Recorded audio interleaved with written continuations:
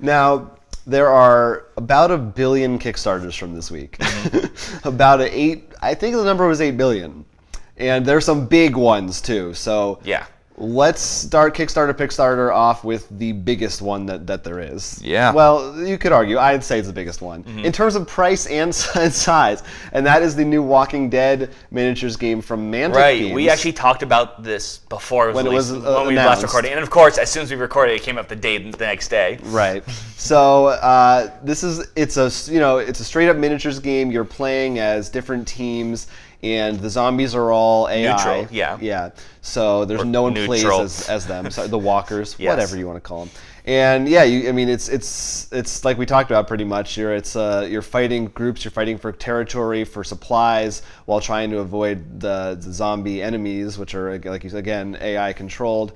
And then there's mats, there's boards and tiles and stuff. But your movement is all like with measuring. Do they come with like story scenarios and things like that? Oh yeah, I'm sure there's. Because I think that's where this game, I don't know, many miniatures, feel free to come around, can really shine, is giving us more scenarios that are, I would argue, more puzzly with a moral question in there. Right. Like, The Walking Dead is that. Yes. So I see. You want that, and I think that's almost built in. It's like inherent to Well, I think the fact that you didn't make it, I really love the idea of the fact that zombies aren't controlled.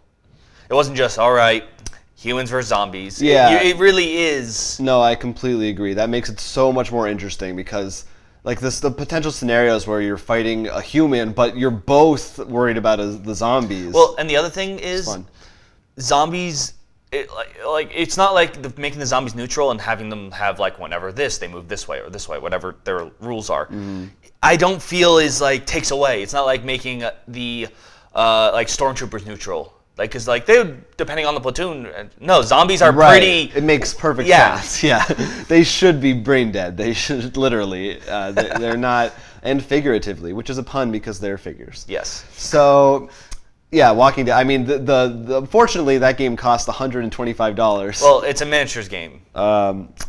Yes, there's a ton of stuff in it. So if you're in it, you're getting. Look, if you like miniatures and Walking Dead, it's well funded. It's going to be a success. So.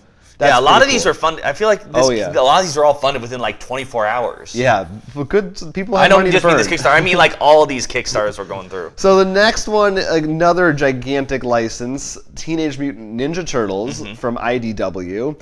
This one goes for $90, so a little less. But this one, so it sounds really cool. So first of all, I didn't know this. It's from the guy who designed, among other games, Descent and Arkham Horror. The Fantasy Flight one. All right, so we already know that story this is in. Right.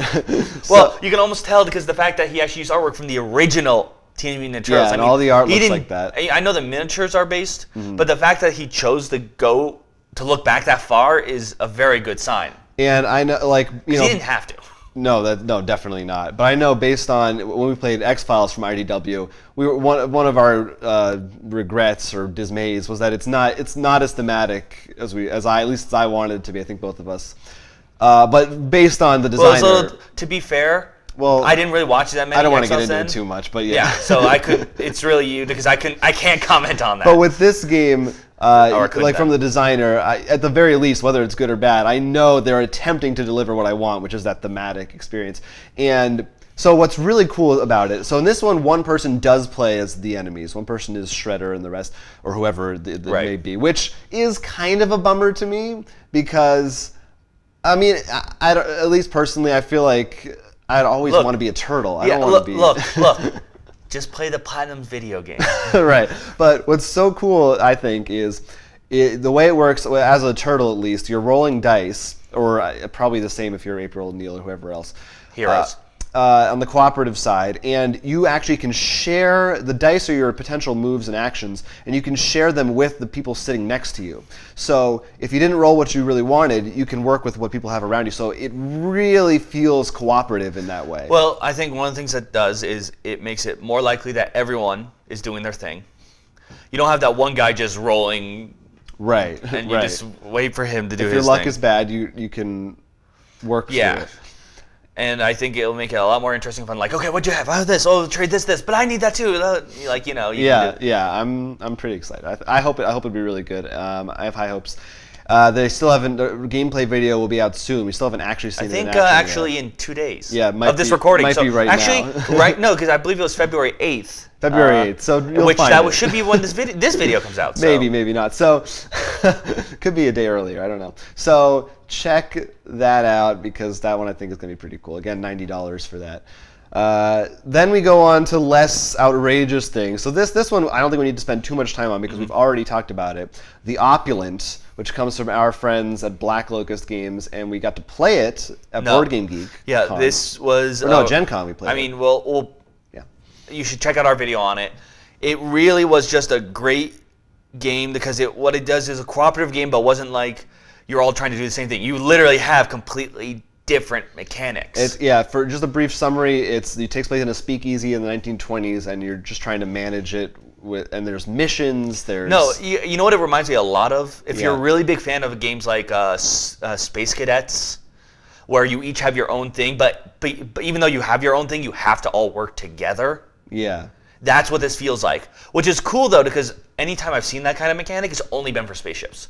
Not that that's bad. Right. It's really fun. It just works for that. Yeah, the theme is very different and cool. It's different, but it works. I mean, and I loved being the bartender because I actually did feel like the thing was it wasn't just placement. I was thinking like, how long can I stretch out my whiskey? And like, it was really good. And then I had to think about making deals with the Irish or the Italian mob. I mean, it was a lot of fun. So go check it out because we have fuller thoughts on our actual. If you actually go to that Kickstarter page, you can scroll down and our video is linked there. So. That's that for all your opulent needs. And how much was that going for now? That I think is $45. So we're down into the reasonable level now for board games. Next, this one I had to talk about looks super cool. It is called Escape the Room in a Box. Right, I saw this. This first one is the Werewolf Experiment. I assume they're planning on making more. I assume if there's another, yeah. And we know about those escape room things where you go there in real life with your friends and you kind of have to all solve a puzzle together. It's based on the escape the room video games, etc., etc.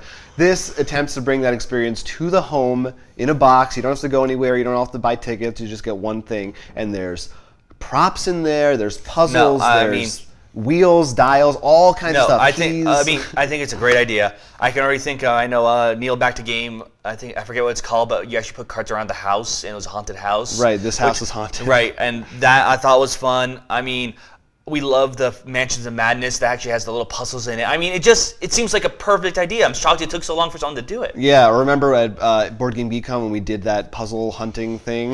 It's kind of like that. Yeah, it looks really cool. The one potential downside is that it's basically a one-time use. And they will be selling refill packs, so like you can restart the game again at a smaller price. You know, I'm curious because we thought the same thing with Time Stories though. But if you took it to a different group of friends, so it might not be as one time as you think. If you make the experience good enough, like a video game, you might play it again. No, I agree, and it looks like it's pretty compelling, and just the novelty of being able to do that at least one time is pretty cool. No, how much does it go for? This one is $45 also. So yeah, $45. And based on they make the comparison, a real escape room, you're probably spending like $30 per person. Yeah, no. So it's a pretty good deal. That's why I was like, yeah, I don't think. Well, and like I said, if you know, like I know I might play with you guys, and there's my family, so really you probably can get. I think you can get probably 2 to 3 plays out of it. Yeah, easily, not too hard. Right. Ramping back up, the next one is called Battle Stations. And this is pretty cool. It's the second edition of a game that came out a while ago, but we've never seen it or played it, I don't think, unless you have and haven't told me. And this is their big selling thing is that it's an RPG board game hybrid, takes place in space. So not only do you have ship miniatures battling, but you're also seeing a zoomed-in view of the interiors of the ships, where there's missions, there's storylines, you're doing crazy things, you're rolling dice. So it brings both aspects. It's kind of like you're playing X-Wing and also playing Space Alert a little bit, but more open-ended. They compare it also to FTL, the video game, if you like that. So it looks really cool. This one is $125. It's a huge thing. But at least that's the like the complete package. They do have lower tiers that come with less stuff in it.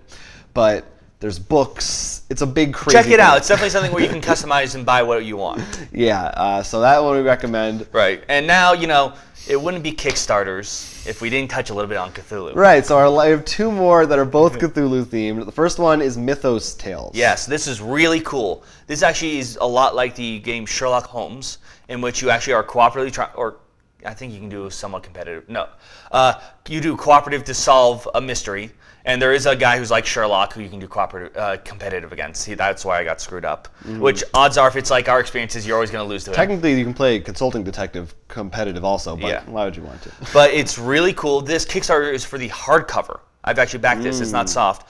And it's already gotten a 9th story, already on the path to get 10th, and all the intros and answers are going to be professionally voiced on a CD. Like so you're actually going to be able to put in and be like, detectives, this mystery is being solved. I mean, that's so cool. No, I think this is awesome. And I feel like it's actually something we're not used to with Cthulhu. It's not really battling. Right.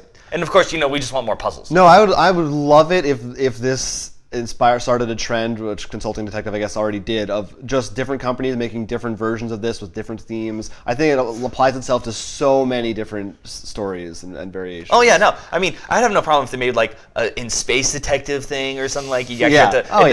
Like, it's easy. There's so much good stuff. Yeah, you could do anything. It's so, I mean, perfect. if you like detectives, this is I would say it's definitely look into.